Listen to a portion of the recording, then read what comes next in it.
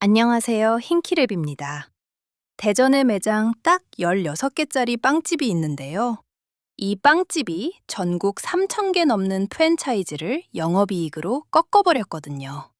2,000원짜리 튀김 소보로 하나로 시작한 이 빵집. 작년 매출이 2,000억을 넘어섰어요. 파리바게뜨 3,400개 매장을 운영하는 파리크라상. 영업이익이 199억인데요. 이 빵집은 478억이에요. 심지어 백종원 대표의 더본 코리아 3,080개 가맹점보다도 118억이나 더 벌었거든요. 그런데 이 빵집, 서울 진출 제안을 계속 거절하고 있어요. 이 빵집 이야기를 하려면 1950년으로 거슬러 올라가야 해요. 한국전쟁이 한창이던 그해 12월, 흥남 철수작전이 벌어지거든요. 북한군이 밀려오는 상황에서 수만 명의 피난민이 흥남 항구로 몰려들었어요.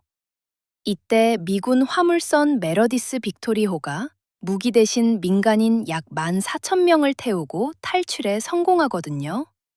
역사상 단일 선박 최대 규모 구출이었어요. 그 배에 성심당 창업주 임길순 씨가 타고 있었거든요.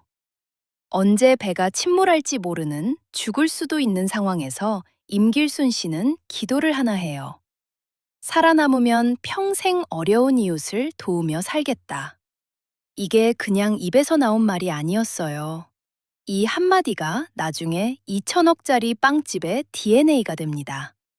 전쟁이 끝나고 서울로 가려고 기차를 탔는데 하필 대전역에서 기차가 고장나요. 그래서 서울 대신 대전에 눌러 앉게 되거든요. 가진 거라곤 아무것도 없었어요. 대홍동 성당에 다니면서 밀가루 2포대를 받게 되는데요. 그걸로 찐빵을 만들어 팔기 시작한 게 1956년이에요. 대전역 앞에서 찐빵을 쪄서 파는 작은 가게. 이게 지금 매출 2천억에 육박하는 성심당의 시작이에요. 그리고 1967년에 은행동, 지금의 성심당 본점 자리로 가게를 옮기는데요. 이전할 곳을 고른 기준이 좀 특이해요. 성당 종소리가 들리는 곳이었거든요. 여기서 진짜 중요한 게 하나 있어요. 임길순 씨는 하루 장사가 끝나면 남은 빵을 전부 가난한 이웃에게 나눠줬거든요. 그것도 모자라서 남는 빵이 없는 날에는 따로 만들어서까지 기부했어요. 요즘 기업들이 사회공헌이니 뭐니 하잖아요. 이 빵집은 그게 아니에요. 전쟁통에서 살아남은 사람이 한 약속, 그 약속이 DNA에 새겨진 거예요. 이 약속 하나가 70년 뒤에 교황까지 움직이게 되거든요. 그런데 이 빵집이 순탄하기만 했던 건 아니에요. 한 번은 진짜 끝날 뻔했거든요. 1970년대 초반, 성심당에 큰 위기가 찾아와요. 공장장이랑 기술자들이 한꺼번에 빠져나간 거예요. 빵집에서 빵 만드는 사람이 다 떠나버리면 끝이잖아요. 이때 창업주의 아들 이명진 씨가 경영에 투입되면서 간신히 버텨내요. 그리고 1980년 성심당 역사에서 가장 중요한 빵이 탄생하거든요. 튀김 소보로예요.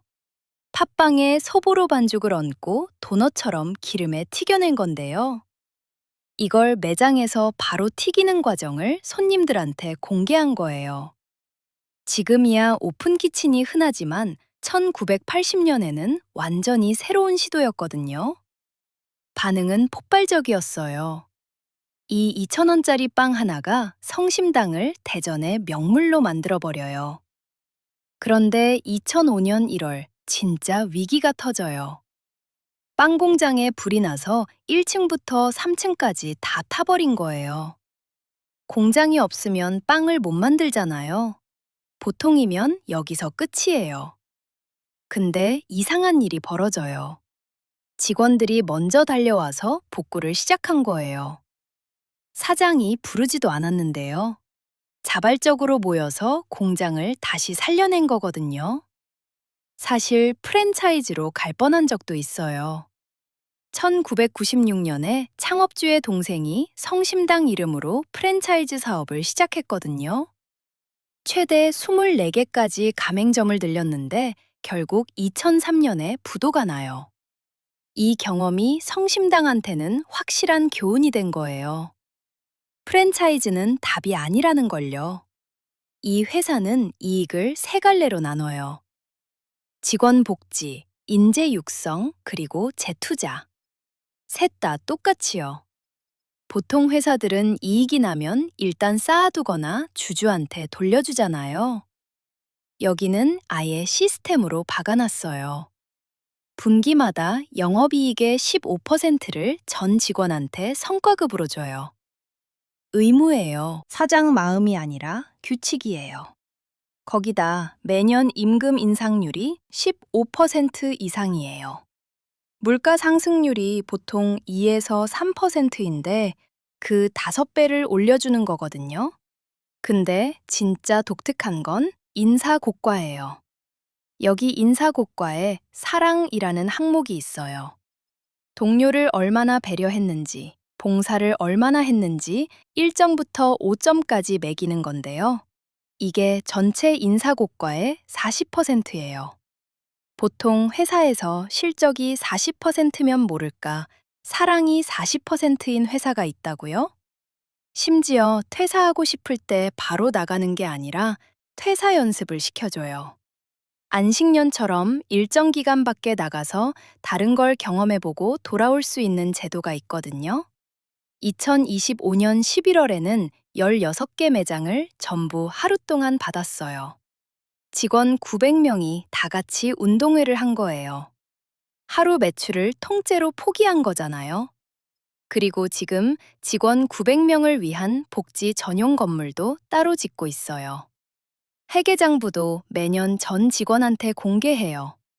회사가 얼마 벌어서 어디에 쓰는지 다 보여주는 거예요.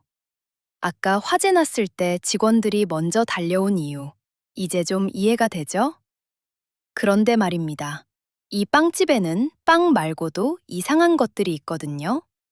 성심당이 얼마나 인기가 많냐면요. 빵을 보관해주는 곳이 따로 있어요.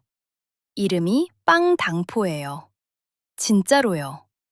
원래 한남대 대학생들이 빵 사물함을 만들자고 제안한 건데 이걸 성심당이 진짜로 만들어버린 거예요. 케이크는 3,000원, 빵 봉투는 2,000원이면 3시간 동안 맡길 수 있어요.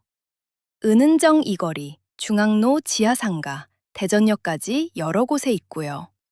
올해 2개소를 포함해 계속 확대할 예정이에요. 그리고 딸기 시루라는 케이크가 있는데요. 2.3kg짜리 대형 케이크예요. 가격은 49,000원.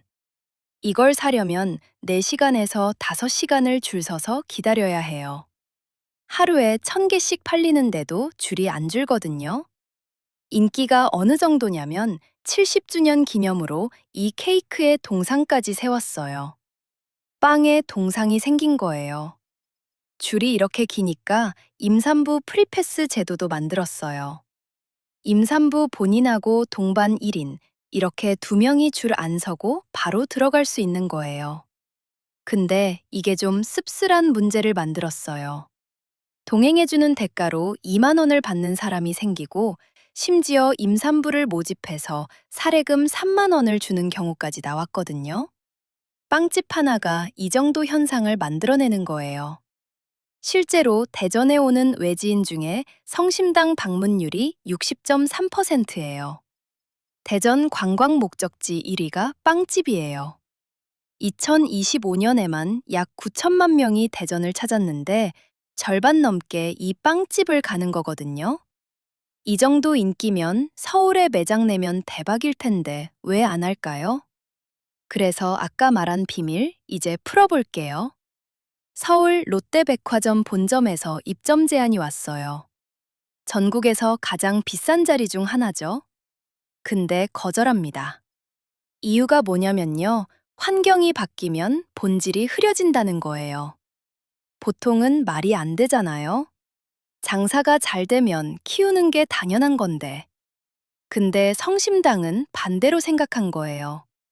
대전에 와야만 먹을 수 있다는 희소성, 이게 오히려 무기가 됐거든요. 게다가 자기 건물에서 소수 매장만 운영하니까 임대료가 거의 없고 중간 유통 없이 직거래하니까 비용이 낮아요. 그래서 매장 16개인데도 영업이익이 478억이 나오는 거예요. 광고 한 번 안 하고 입소문만으로요. 그리고 이 빵집은 또 밀밭을 만들기 시작했어요. 대전 유성구 교촌동에 축구장 3개 크기의 땅에서 국산 밀을 직접 재배하고 있거든요. 빵 원료를 국산화하면서 밀밭 체험 관광까지 열겠다는 계획이에요. 올해 성심당이 70주년입니다. 2026년 1월 교황 레오 14세가 성심당에 축복 메시지를 보냈어요. 모두를 위한 경제 모델에 입각한 중대한 사회적, 경제적 업적이라고요. 70년 전 밀가루 2포대로 시작한 빵집에 교황이 메시지를 보낸 거예요. 기억나시죠? 흥남 철수 때 임길순 창업주가 했던 기도요. 살아남으면 어려운 이웃을 돕겠다. 그 약속 하나를 70년 동안 지켜왔더니 교황의 인정으로 돌아온 거예요. 70주년 슬로건이 온기를 이어가는 오래된 진심이거든요. 연 매출 2천억대 빵집이 됐는데 이 빵집이 진짜 이긴 건 숫자가 아니라 그 진심인 것 같아요. 2,000원짜리 빵 하나, 약속 하나로 70년을 버텨서 프랜차이즈 3,000개를 이긴 빵집이었습니다. 여러분은 어떻게 생각하세요? 성심당처럼 확장하지 않고도 성공할 수 있는 걸까요? 아니면 결국 커져야 살아남는 걸까요? 댓글로 여러분 생각 들려주세요. 영상이 도움이 됐다면 좋아요, 그리고 구독도 부탁드려요. 오늘도 시청해주셔서 감사합니다.